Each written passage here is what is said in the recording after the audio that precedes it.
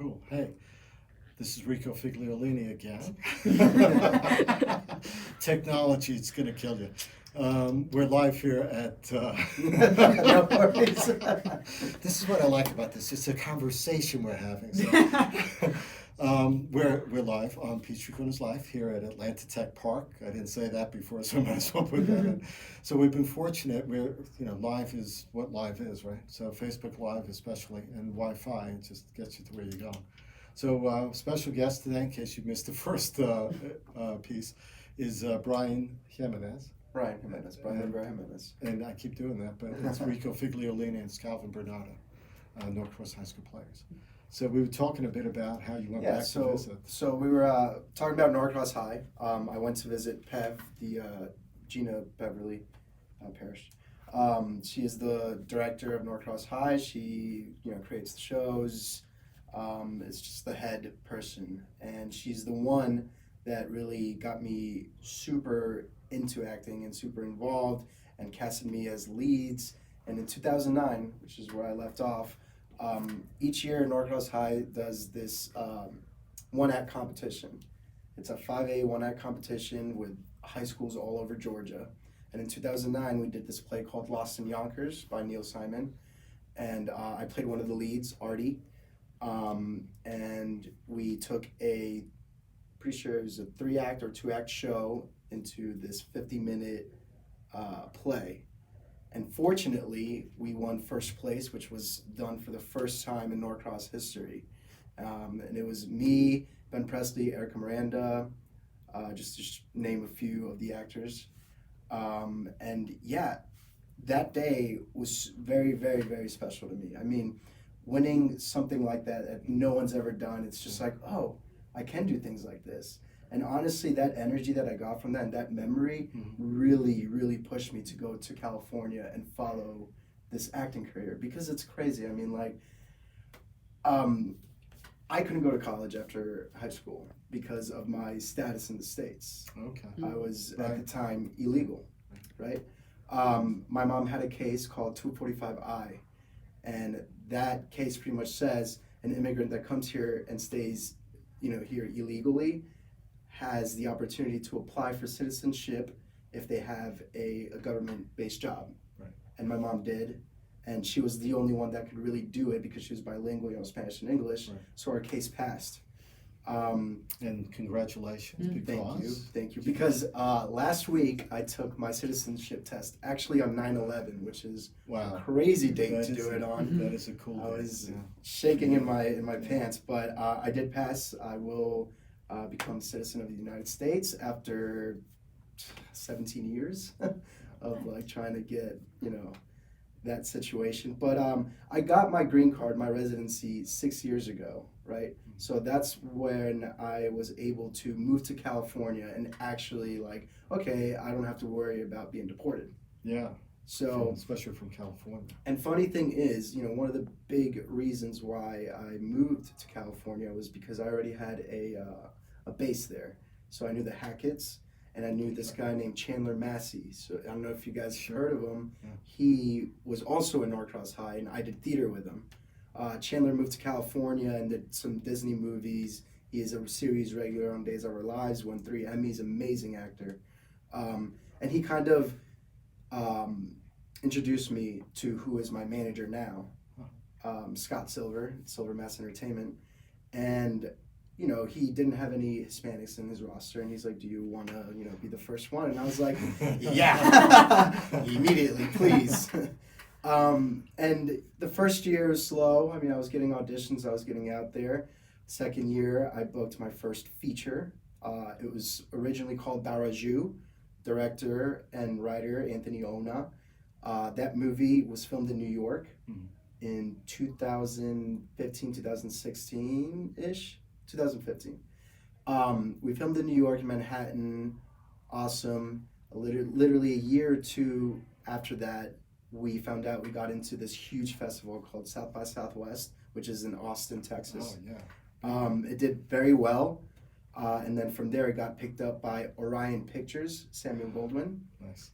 It's a pretty big American film distributor.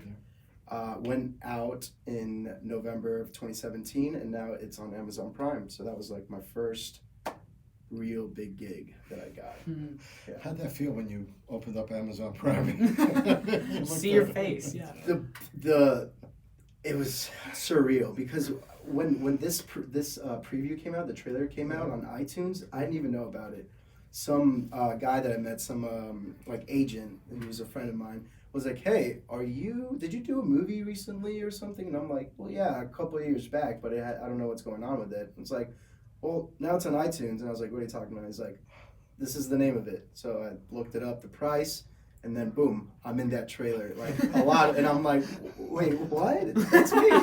So it's a very, very surreal feeling. Yeah. It's like you want this, all your life, you're just picturing this and vision, and then finally it happens, and it's like, no, that's not real. But it is very real, and it's very exciting. It's a lot of emotion too. I got super emotional when I saw that trailer. But yeah, other than that, auditioning in California. I went to school at Ruskin Theater, which is a Meisner trained based school in Santa Monica, California. Through there, I met a lot of people, a lot of really, really cool, creative people, which one of them was Destry Allen Spielberg, which is Steven Spielberg's daughter. And at first, I had no idea who she was. I mean, she was just my scene partner. And I would come over to her place, and she had her own apartment with her boyfriend at the time, and we would rehearse, and it was just, we were just rehearsing our scene. Wow. And then, one day she was like, "Do you know who I am?" Like, not in a cocky way or anything. No. It was just it almost felt like she trusted me, and she was just like, "Hey, I actually want to tell you." Right. Yeah. Who I am. And she told me, and I was just like, oh, okay, that's really cool. Like, wow, like, I'm sure your life is completely different from mine. That gotta be tough, when you're a celebrity, to be able to know if people are liking you because they like you. 100%. Because you're a celebrity. 100%. And, being friends with her, I've been friends with her now like 3 or 4 years. I kind of see how people act towards her and how different it is. And it's just like, yeah, it really is like, you don't know. You really don't know. But I feel like you have a feeling. There's like, you would think. Yeah. But me and her, it was very organic, and it was very just like actors trying to create, and we're in the scene. And then after we graduated from the Meisner course or whatever, she sent me a text, and she's like, "Listen, I'm working on this short film called Rosie. I have you in mind as one of the actors because I know how you work, and this and that." And so I was like, okay, whatever. A couple of months passed by. She's like, "Okay, I'm in LA. We're doing casting," and then her people gets to my managers and is like, "We not sure if you have to audition for this part. We're still waiting to hear." And it's like, no, they just gave me the part, so I didn't even have to audition for it. It was nice. Pretty incredible. Yeah. But it's the fact that I went to class. I was looking for training. I was very passionate. I was very just there in class and doing the best I could. And that work showed other people that, wow, this guy is actually passionate about what he does. And I feel like that's what helped her, like, okay, I want him to be in this short. Like, I know how he works. Like, I know how dedicated he is. And on top of that, like, meeting Destry, I also met this guy named Rocco Bellic, who is, he works on documentaries. He has this very popular documentary called Happy on Netflix. And he happens to be really good friends with Christopher Nolan. And I had the amazing opportunity to be invited to the Dunkirk premiere, the family premiere. Oh, wow. What was that like? It was unreal. I mean, like, they didn't tell us the name of the movie. They were just like, "There's a premiere. Right. Here's the address." And I'm like, "Warner Brothers, okay." So I go inside. Just a small crowd of people. I mean, it's nothing big. There's not a big press or whatever. We go in the theater, lights go down, we watch, and it's Dunkirk. I know what it was at the time because the name's not even out yet. I mean, this is like one of the first previews. The movie's over. Amazing movie. obviously. And then I go out, and Rocco is his partner introduces me to Christopher Nolan. And I'm just like, oh my God, this is Christopher Nolan. And we talked a little bit, and again, just that surreal sense of like, this is real life right now, right? You see these people on screen and interviews, and you hope to work with them one day, and then They're right there. Yeah. I almost want to keep saying, how does that feel? Yeah. But really, I mean, it what do you feels. say? How do you? Honestly, I tell people, and it's confusing to people, but it almost felt right. It almost felt like the timing and like everything that was happening it was meant to happen in this course. I don't know what's gonna happen, but I know it's like it feels right within me, and I'm like, oh. It's funny. It feels like you're on a path. Yeah. You got people around you like Massey and Hackett and others that have introduced you along the way to other people that that path keeps opening up for you. Yeah. And I'm very fortunate. And in this very business, fortunate. you don't know if it's going to come back a month later or a year later. No, you don't. You honestly, you're yourself unapologetically yourself, and you do your work. I mean, you train, and you're passionate of what you do, and the doors will open. I mean, if you're meant to do something, you're meant to do something, right? So what can you tell Calvin? Calvin, what would you want to know? Well, this is the kind of stuff that not just actors, but people in the film industry and the show industry just kind of dream of. Just getting to meet people like that. What do you think, starting at Norcross High School, and what do you think leaving from there all the way to where you're at now, doing really professional film acting business? What do you think were the steps that you got to get there? What were some things that helped? So, definitely keeping your connections in your town. But to get it in, you kind of have to get out. So making the move out of, at least for my journey, for me, making the move out of Atlanta was definitely the best thing I could do for my career right now. Because I didn't have many people to like, hey, I'm an actor, I need an agent. Like, I didn't have those connections here.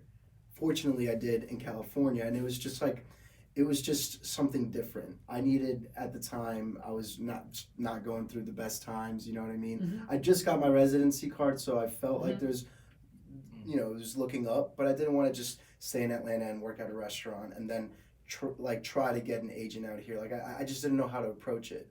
In California, I knew that there was something there that even if it didn't help me, I knew I tried, So it's taking that step and taking that risk that really, really is, I tell any young actor, if you feel like you need to be somewhere or you need to like talk to someone, you just got to do it. You have to take the risk. You can't think, oh, what if they don't like me? What if I don't make it? What if like money? Like, no, if it's going to be for you, it's going to be for you. So taking that risk is very important for sure. So it's like being all in. All in. Very much. All in. I mean, in this industry, you can't just be like, I kind of want to be an actor. It's like, doesn't work. No, to me, that's the only thing really that fulfills me, and that's the only thing that I felt like I could really do in this life is be an actor. I mean, honest, it sounds really weird, but like, I just like, oh, maybe I could be a professor. It's like, no, I don't want to do that. It's like, maybe I can. No, I don't want to do that. I want to do this. So. Definitely. Yeah, they say that if you have a backup in addition to acting, they say do that instead. But if there's no backup and that's your passion, man, absolutely. Yeah. And certainly all this opportunity has been very fortunate. But certainly things like the education that you got, things like did you take things like acting lessons? So the only acting experience that I had really when I went to California and started doing these auditions was Norcross High School. Really? Yes, that is the only background. I mean, like I said, after high school, I couldn't get into college. I wanted to go to acting schools or whatever, but I couldn't get financial aid. I didn't have Social Security. I didn't have all this stuff that you need to, go into a university. So the training literally that I had was Norcross Drama. And then I went into a conservatory. It's a 2-year Meisner conservatory, and that kind of paved it, made it more concrete, my method, and when it comes to acting. But Pev Oh my gosh. was really good at like listening and reacting, which is very Meisner. Like once I started doing classes, the Meisner work, I'm like, wow, Pev was on something. I'm like, okay, this is not only a Norcross drama high school teacher, she was really passionate in acting. She's really passionate being a director. So I learned so much from drama, from Norcross. Yeah, and Pev, she not only teaches you about acting, but she also teaches you about just life lessons about things like work ethic. You can't just rely on chance and waiting for things to come to you. Absolutely. She really emphasizes that you really have to work hard for that, and that's really great. Yeah, absolutely. I mean, for Lost in Yonkers, because we know what the plays are going to be before, obviously, the season. Like, there's on Banquet, she tells you what the future shows are. So once we found out, at least me, knowing how she is with her work ethic, I got to the script, I memorized the lines that summer, I, rehearsed with the people that I thought were going to get casted as these parts. And it so happened that we literally casted the show ourselves that summer because we all got the parts we wanted. And why? Is because we put so much work into it. So putting in the work 100% and just being passionate about it for sure.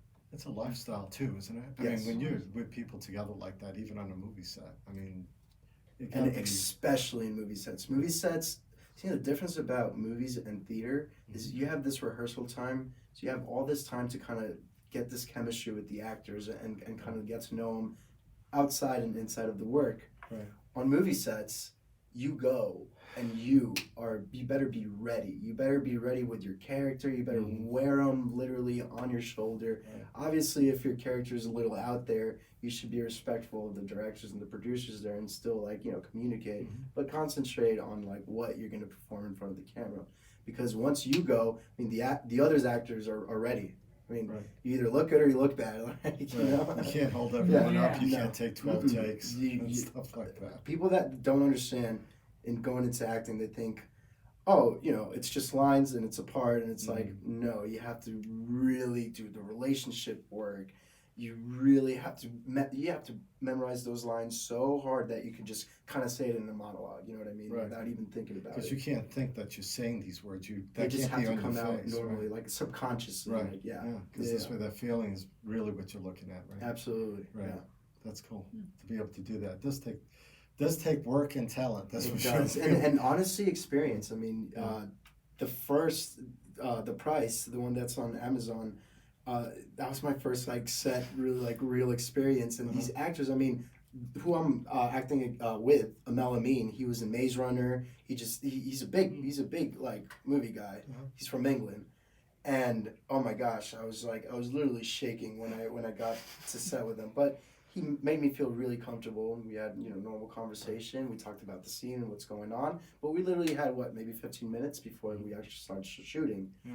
And I mean, once you do it, it's the training comes out just so naturally, and it's just oh, I'm in my element, and it's just then you get loose and you get really in your character, and it's just movie magic. So when you did theater in Norcross, I mean, theater is you go right through and that's it, right? I mean, it's one long play for an hour or so. But movies, you're coming into a scene that might be the last scene that you're shooting first. I mean, you're walking into a scene that you have to really be able to understand that emotion that's going on. I mean, the first time you did that, how'd that work?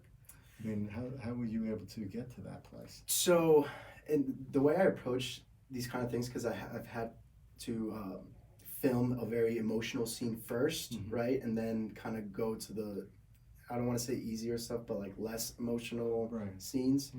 And in my opinion, as my work as an actor, I kind of connect memories and situations that I've been in the past. So that's why I think experience of life is very important to be, an actor.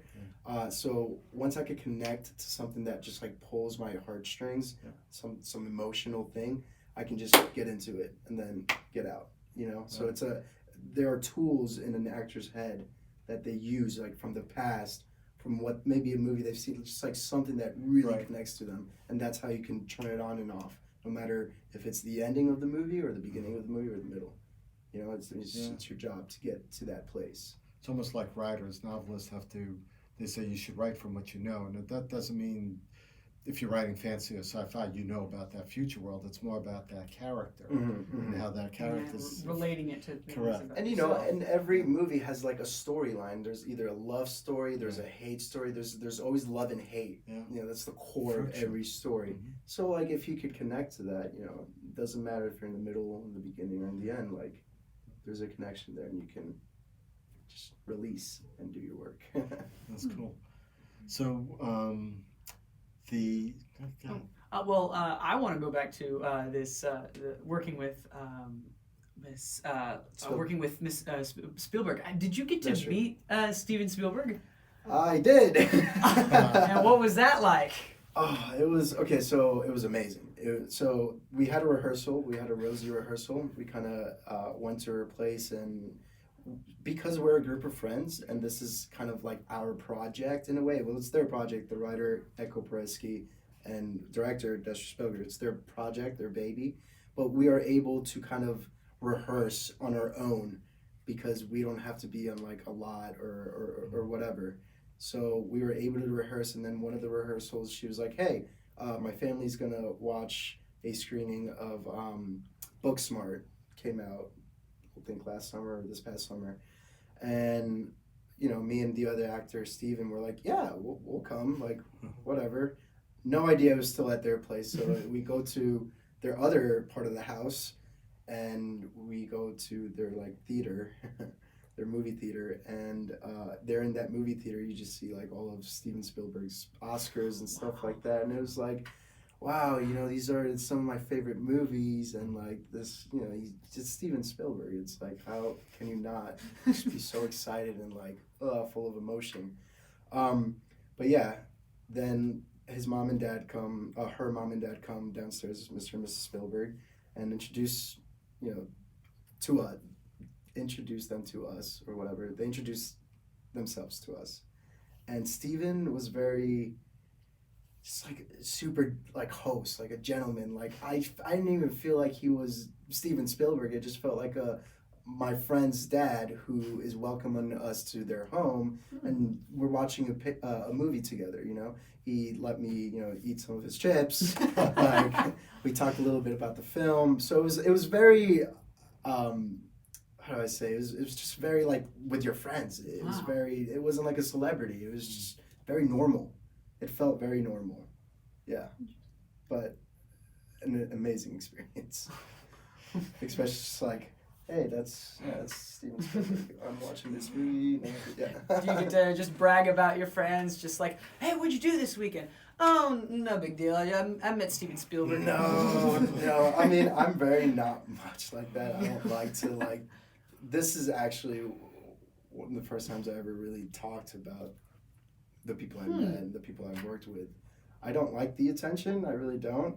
But when it comes to your hometown and you want people around you to be proud of you, yeah, you want to talk about your projects. And this short film, Rosie, is going to be going to the festivals this winter, this fall. South by Southwest, Tribeca, Sundance, and all those. So it's good that I'm able to talk to my town, to my roots about it. Are you going to get an opportunity to maybe go to South by Southwest? Or? Oh yeah, if we do get in these festivals, I will 100% fly myself out to these festivals. Yeah, I would think, right? Definitely. What an opportunity to be able to, even a short. It's Spielberg's daughter. The goal for this short film is to become a feature in the future, Okay. so we'll see what happens with that. But yeah, no, it's very cool. And actually next week I'm meeting with Destry to kind of do more of the coloring for the film. So I'm very lucky to just kind of even see the background work, right? So like the editing, the sound, because I'm friends with her, so she's like, yeah, come along, and I'm like, thank you, that's awesome. So I've learned a lot through this experience, and there's just executive decisions that producers, directors have to do that actors have no power over, but it's just good to see and understand, like, oh, this is how much it goes into a film in the background. I'm not just like acting and that's it. It's like, nope, there's a lot that goes with it. So yeah, and I'm super proud of Echo and Destry for this short film is hopefully going to be making a splash. Yeah. So you, besides acting, I mean, you're young, you're a good-looking guy, you're going to be in these movies and stuff. But do you want to do the behind-the-scenes stuff too? Do you want to do any of the? Does that interest you at all? Oh yeah, in a later time, maybe. Well, I'm not going to put an age to it, but later on, I definitely want to concentrate on acting. I want to be a director. Yeah, I want to make my own stories, my own projects. I feel like I've gone through some experiences that not all people my age or people like me in the United States go through. So it's very important to me in the future to kind of have my own projects and do the casting and yeah. You know what I was just thinking too? Are you? I'm assuming you're fluent in Espanol, sí. In Espanol, right? Sí. Have you done any Telemundo? Have you? You know, I have. It's just how to get in with Telemundo. My managers and stuff like that aren't really connected to that sector of the film industry, but 100% I would love to do any Telemundo, Caracol, which is like from Colombia, anything like that for sure. I did a commercial where I had to speak in Spanish and it came out, but nothing officially like no movies or TV shows that in Spanish, no. 13 Reasons Why, which is a show that recently came out last week, season 3. I play one of the lead's character, Tony Padilla. I play Fernando Padilla, which is one of the brothers that gets deported in the film, which is also crazy because it connects to my life. Because I just, passed my citizenship test, and then over here I have this huge show, where I'm deported. So it's like. Do you come back? That's the cliffhanger. We'll see. Season 4. We're crossing fingers. But hopefully, we come back. That'd be awesome. If we do. Okay, Netflix. Please let me go. That's good. Yeah. That's cool. But yeah. You know, there's other things. I think a lot of people don't. I listen to a lot of audible books too. Mm-hmm. There's a lot of acting that's out there, not just in front of the camera, also voiceovers. Mm-hmm. I'm into animes a lot because my kids and stuff, they drag me into it, and now I'm like an anime nut. There's a lot of voiceover acting for that. Mm-hmm. I mean, do you think about any of that also? Is it all I definitely movies, do, TV? and I've definitely gone to auditions for it. Okay. But I think if I want to dedicate more time to it, I need to get trained more with my voice. Yeah. So that's another like later on kind of project in mind for sure. But I mean, I know some people in LA who have you ever seen Avatar? Yes, sure. Okay, so one of the Airbender? Yeah, the Airbender. So one of the bad guys who is like in the Fire Nation, Dante. Right now, I'm like missing his last name. He is a huge voiceover actor, and just like I've seen some of his videos and how he works, and it's a lot of acting still in it. I mean, maybe not the camera's not in your face, but you're still like you're there, and it's most of your voice. But he's definitely motivated me to like get more into that world for sure. No, you have to act it, right? I mean, I've interviewed a couple of voice actors, and it's amazing how many shows they will do actually in a given year. It's insane. So, they could do 20. But it's cool that you could go anywhere and kind of record it. You got a microphone, sound studio. That's to do all you that need, here. and you can do that in Atlanta, in LA, in New York, anywhere. So that's definitely something I would like to get into. Yeah. Are there anything else on the horizon that you're looking at that you'd like to be in that you know? I mean, there's a lot of stuff that I would like to be in, but right now there are a lot of auditions. Right now I can't really say. I literally signed NDAs for these auditions that because of what the projects that I did this past year and 2 years, I'm getting more opportunity for bigger roles. Excellent. Which is nice. Okay. So I literally yesterday got an audition for something pretty big. Can't say what it is. Because it's an NDA and it's kind of like dumb, but it's something I need to follow. Yeah. But yeah, I'm definitely. All these things being like shot in, well, you wouldn't even know probably. I mean, sometimes they could be shot outside California and other places. I don't know the location. I do know it's for Netflix. Okay. Yeah. Netflix is big. Yeah. They're all over the place. Yeah. And now Apple wants to do the same thing. Oh yeah, Oh. for Yeah, sure. Isn't that amazing? And Apple there's wants like to do their Facebook own Watch. There's like Yes. there's a whole bunch of stuff. Man, you have a camera, you could shoot. There you go. We could put a few $1 million, Yeah. billions towards it. So, do you have any other questions you want to ask Brian too? I would say definitely something I'm curious about is what would you say was your biggest influence on your acting career? The thing that really kept you going. Like I'm sure that like you had your ups and I'm sure you had your downs. Maybe like you might have been discouraged. What was something that really like kept you going, saying this is I want to really keep doing this? So going back, 100%, what like made my decision, what kept me going was Norcross High School drama. I mean, I'm not even like kidding. I didn't go to college afterwards. All I had was that. So the memories of the plays that you do, the relationships that you build with these actors on stage, the amount of time you put in Norcross drama is insane. I mean, the lockdown, you know, all those hours in the weekend. So a staple was definitely winning state 2009 and getting award for an ensemble cast, an all-star ensemble. I was just like, this is what I want to do with my life. The energy, the response that you get from the crowd, it's just like, it's a high that you can't beat. So yeah, definitely Norcross High School was what kept me going. Excellent, fantastic. Well, we're talking to Brian here, actor, LA, former Norcross High School student. This has been a really good conversation. I appreciate it. Thank you for having me again. Yeah, thank Hopefully you. we will have another conversation. Definitely when Thespian comes out and, Yeah. and maybe some of these other things. Maybe Oh you yeah, can I'll join bring us them over. back. Yeah, that would be lovely.